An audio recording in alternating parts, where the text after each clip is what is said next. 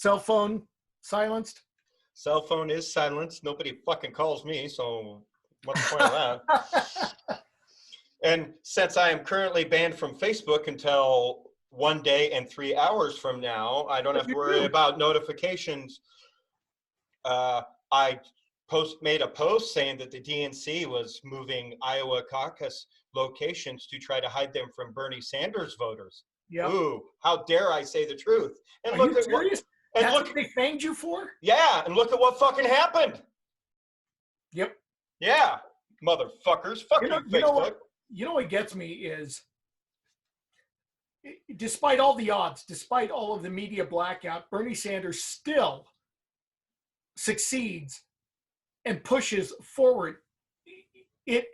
For the rank and file to not recognize the power and the strength of this man and his message, it just baffles me. Right. I mean, let alone the people that are actually supporting him, and then they try to turn it into this whole, ooh, you're all socialist bullcrap, and then the DNC has inner fighting with them screwing over Bernie again, like they did 4 years ago. So now I already see people saying, well, if they do that again, I'm just not voting, and they're pretty much handing the election to Trump. Yeah, I figure if Bernie doesn't get elected, Trump will win. I believe that too. Yeah, I can't think of any of the other. I can, only Andrew Yang. And I want Andrew Yang is first on mine, and Bernie is second. And I would love, and I don't think he'll win. And if Bernie wins, I hope he picks up Andrew Yang as the vice president. I think that's a winning ticket. Absolutely, absolutely. And you're right. I just haven't flipped. Bernie number 1, Yang 2. Right, and you know they're similar in a lot of things. They're both going to expunge records when it comes to cannabis and marijuana. You know how I feel about that. But here's the difference. Andrew Yang is the only candidate on any party, on any sideline, on any presidential running candidate I've seen in my 45 years as a human being on this planet that is actually talking beyond his own presidency. Right, right. Who was, well, you know, Pete Buttigieg started that way. And then Pete Buttigieg, when he first came out, I was really excited about him. And then he just slid right into that comfortable skin. Yeah, I was like, what, really? Come on, man. And so, yeah, he's just a hack now. He's just a hack, which is sad. Yeah, and we don't need this inner fighting. And you know, I have a friend I'm going to be bringing on real soon, Sig. I love Sig, and he's always talking political on his Facebook. And it's something he mentioned the other day with, like, it's a dangerous thing to say vote blue no matter what, because now you're just voting party lines and you're no different than the right-wing Republicans. You know, not all of the conservatives agree with Trump and right-wing Republicans in the way the party's gone and whatnot, but that's a dangerous ground to walk on. But it's just as dangerous to say, I'm withholding my vote. Like I looked forward to turning 18. I looked forward to voting on a president. I've never missed an election vote. I try to vote as much locally as possible. I read everything. I am always informed. Because it's an honor and it's my right. Absolutely, it's your right. It's your right. And that's, you know, that's really what pushed me in the Bernie camp years ago. I was watching some pundits, and this was when, actually it was before Bernie, but Bernie came around. I was like, who the hell is this guy? This guy's talking the truth here. But there was a pundit, it was when the Affordable Care Act was coming around. And I think it was a foreign pundit who said, the United States is the best country in the world. And everybody's like, yeah. He goes, shouldn't the best country in the world take care of its citizens? From that moment forward, I was done with politics. Any politician that is passing legislation that does not benefit citizens. So what's wrong with universal health care? What's wrong with free college tuition? What's wrong with, you know, all of these things that are going to benefit our citizens? You know, and we've got this me. In fact, this afternoon, I'm going to do my words of wisdom on how we've become a name-calling nation. Which we have, and social media has just added to that problem. Yeah, it's exacerbated, right? So I go on there. There are people that I've known for years that those libtards, those, and I'm going to address them. I'm going to say, you realize you're talking about me. You're talking about people you care about and love. And so, and it's not just the Republicans, it's Democrats as well. When they It's go both into sides. Yeah, it's both sides. Totally. yeah, and so when we're using those words, you're putting politics ahead of the people you love and care about, and it's crazy. Anyway, we can get going for a long time, but let's get going. You're right. And to close out this subject before we start the podcast, and you know what? Fuck it. I'm posting this with your permission. Sure. Okay, this will be a mini podcast. But and here's the point: I can't drive home to my own mother, who's a Trump supporter. Like, look, you're 91.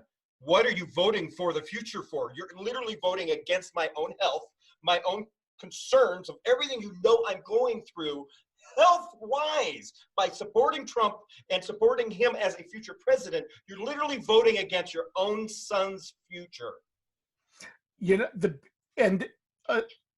beyond that, the vitriol that comes with it.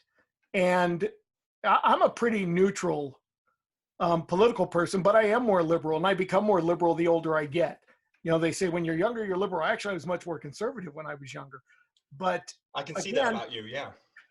But again, if it doesn't benefit our citizens, then why are we doing it? The United States is a collective.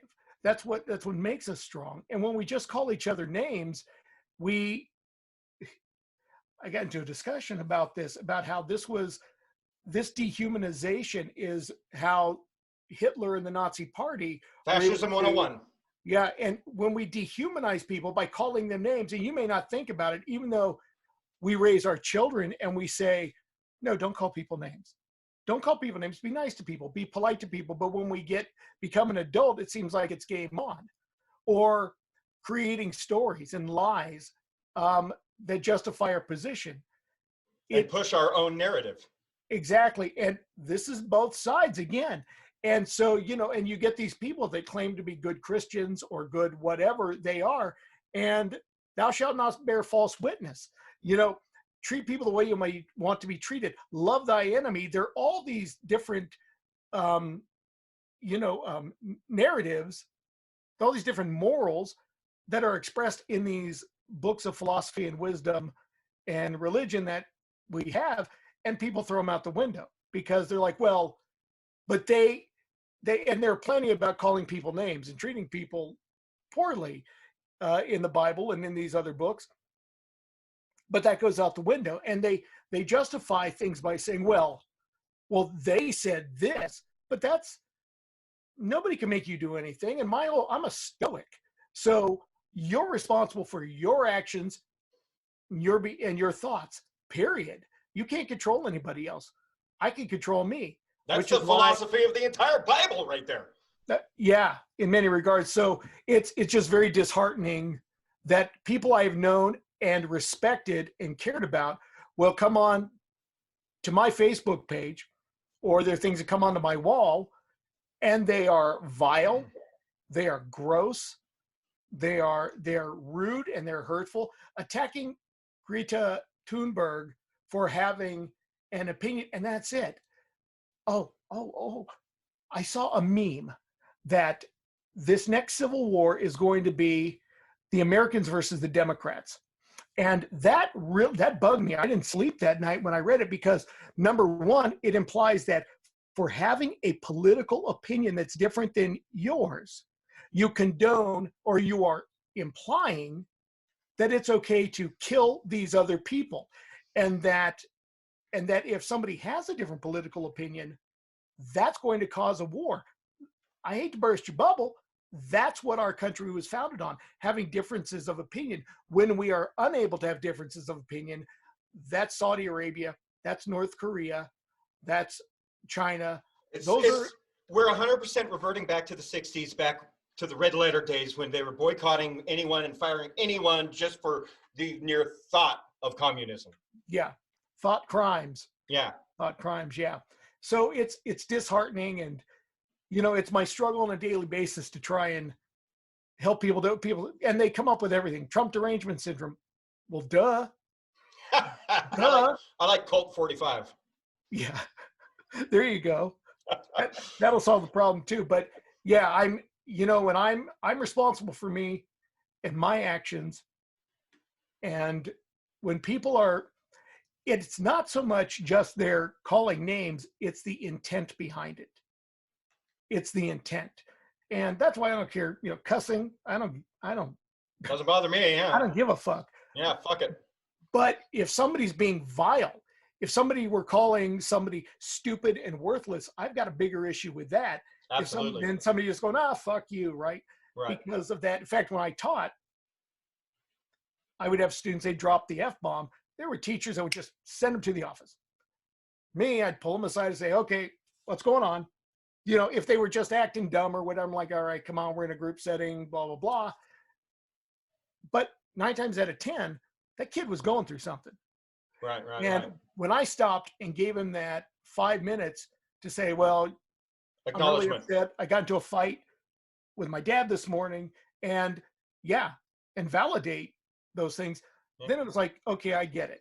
And then you got the kids that were just assholes that just wanted to cause a ruckus, and you bump them because they're stopping the learning process. So, I wasn't one of them. I'm sure you weren't. I definitely wasn't. I am now. I think we both are now. I'm making up for lost time. That's right. Okay. Well, you know what? Yeah, and this is another reason why your right to vote is also your right to privacy on how you voted. Absolutely. Yeah. So, all right. Well, mini podcasts about politics for you. Share away. Share.